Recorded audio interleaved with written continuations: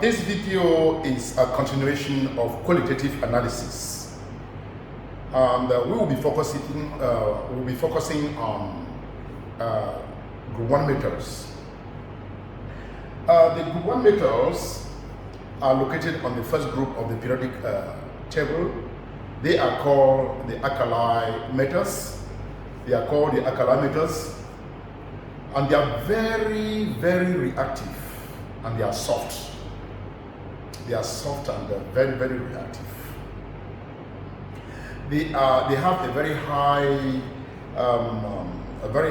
thermal and electrical conductivity.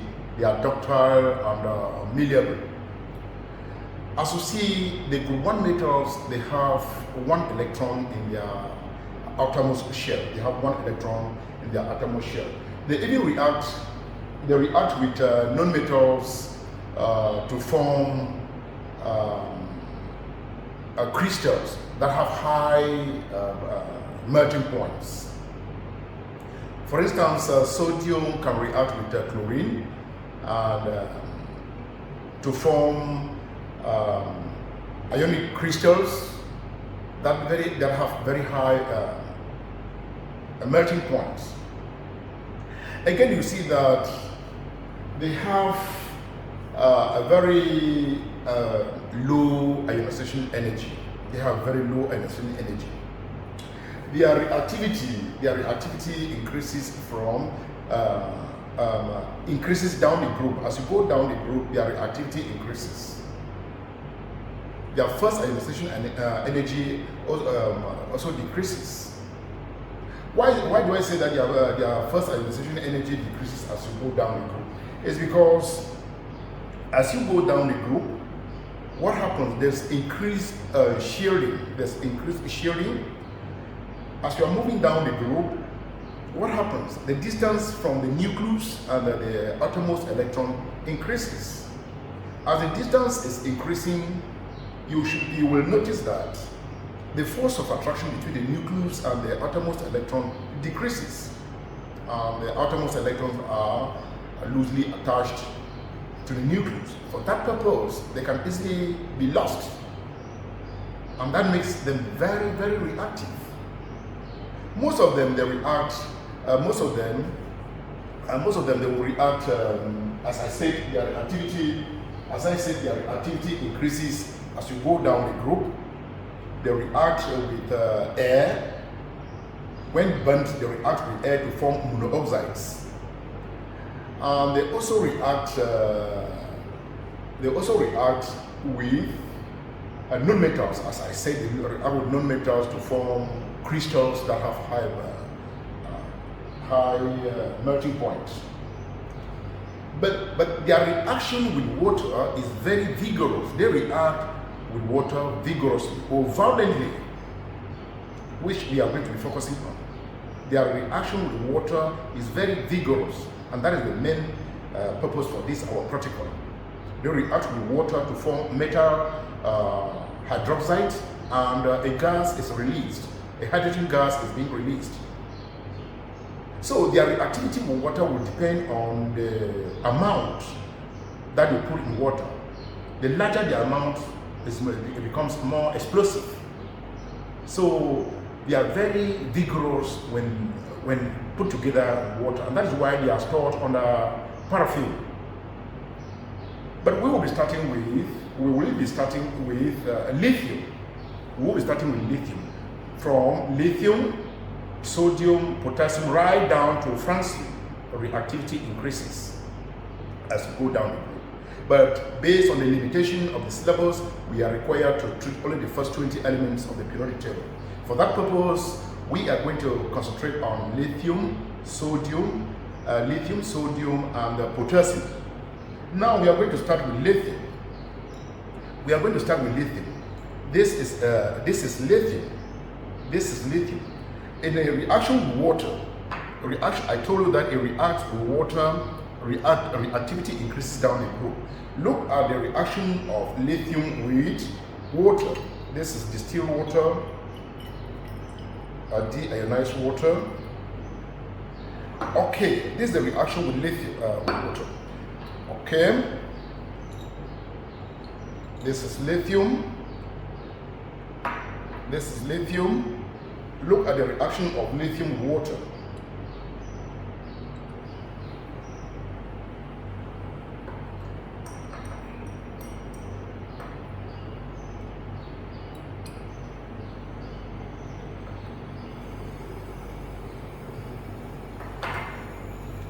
What do you observe? There is fizzing, or what we call effervescence. Bubbles of gas are being produced. Fizzing, effervescence. A gas is being released. And what happened? A hydroxide is being formed. It is exothermic because this reaction is exothermic. I can feel from the touch. It is really hot. This gas, to prove that it is hydrogen gas that is being released, we can make a test for hydrogen. If it pops with a lattice plate, it means hydrogen gas is being produced. Let's test it.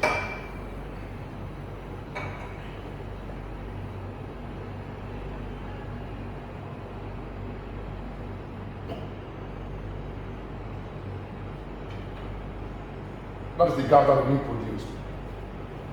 Okay? If you really want to be sure for the gas,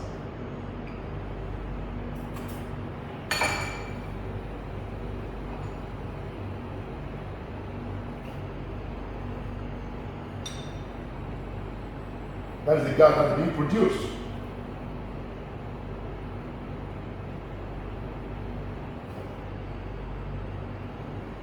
The gas produced as a result of what? Of the reaction.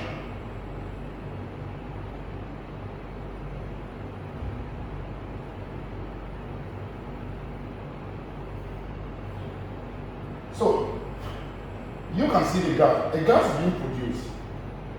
The reaction with water is, they react vigorously with water. You see fizzing, gas being released, and it's hydrogen gas. So that is the reaction with water. Now, as I said, the reaction with water, as I said, the reaction with water, they react with water. The reaction is vigorous. Fizzing is observed. Bubbles of gas are being produced. And they produce what? What is left behind is a metal hydroxide. This is an alkaline solution. This is an alkaline solution. And we can only test to see if it's an alkaline solution using our universal indicator. Again, I said the reaction is exothermic. Using my universal indicator, I will try to see if the reaction, if the solution produced is alkaline. It's an alkaline solution.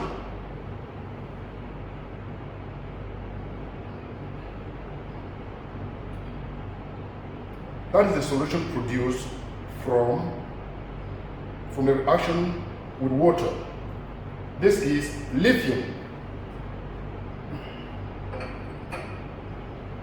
Excuse me. Now, we have to go to the next element, which is sodium.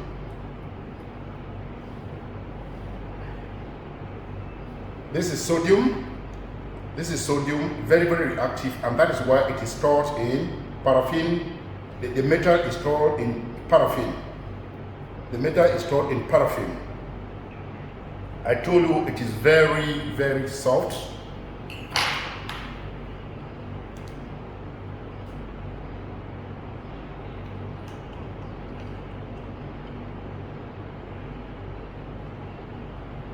The metal is stored in a paraffin liquid. I told you it is soft and it can be cut using a knife.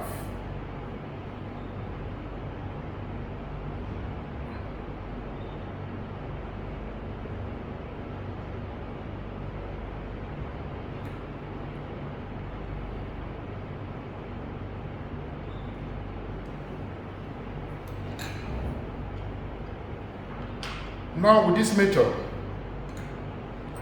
I I want to see the reaction of sodium with water. Reaction of sodium with water.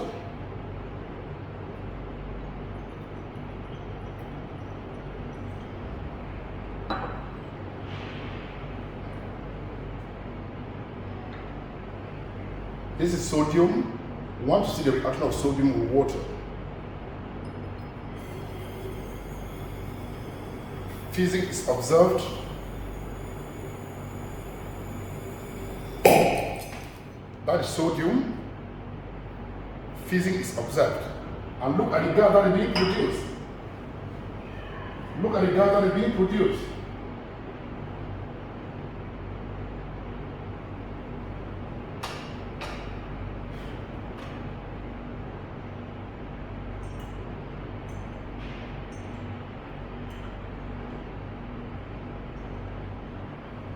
So you see, the reaction with sodium is vigorous.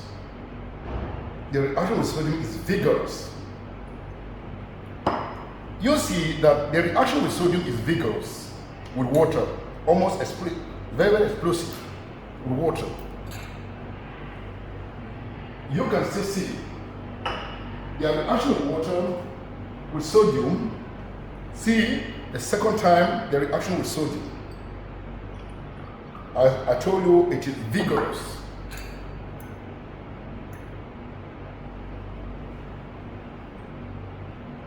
That is the reaction. That is the reaction with sodium. You see? That is the reaction with sodium. That is the reaction with sodium. That is the reaction with sodium. So they react with water vigorously. That is the reaction that goes with sodium. Okay.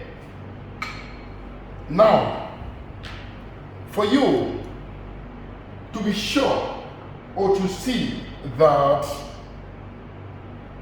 the solution, sodium reacts with water vigorously, the reaction is very, very explosive, exothermic. During the reaction, fusing was observed. A gas was also released. Now, there is a metal oxide, sodium hydroxide, that is being produced. This metal oxide is a strong alkaline. How do I show that it's a strong alkaline? I use a universal indicator. I use a universal indicator.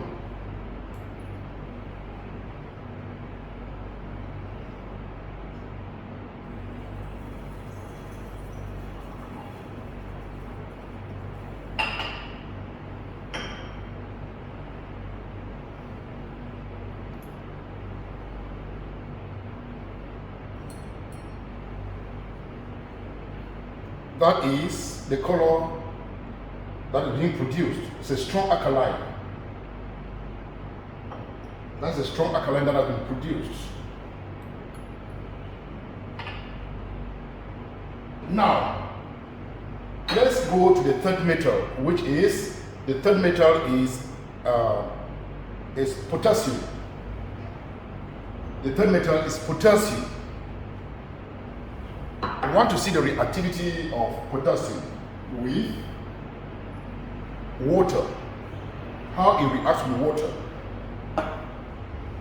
As I said, as you go down the group, reactivity increases. As you go down the group, reactivity increases. So now, potassium itself too is also stored in paraffin, in liquid paraffin, because it is highly reactive.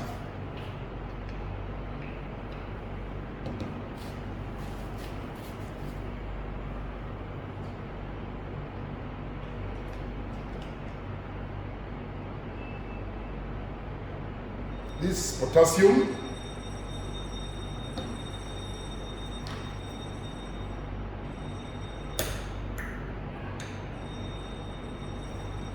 cutting it, I said it is soft. You can easily cut it with a knife.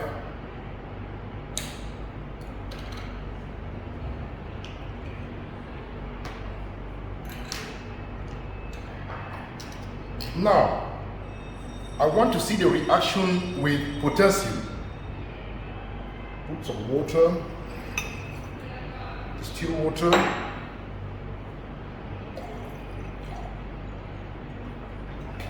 Okay. Look at the reaction with potassium. Look at the reaction with potassium.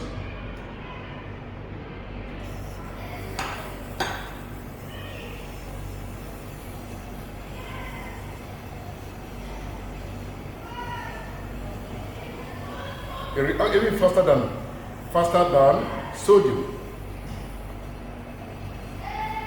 Okay. Look again the reaction with potassium.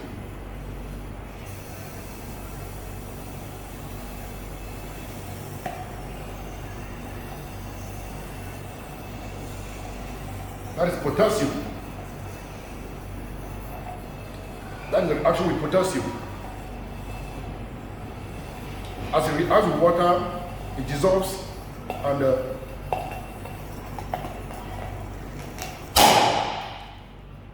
that is it. See the reaction? Potassium is more reactive than sodium. You have seen the reaction very well. So these are the reactions.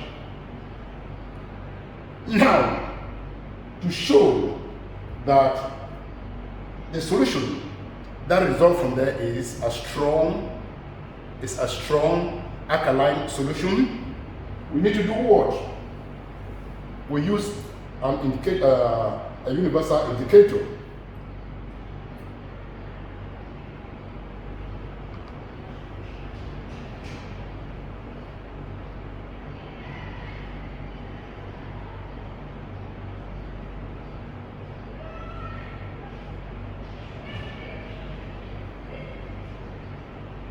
It is a dark purple color.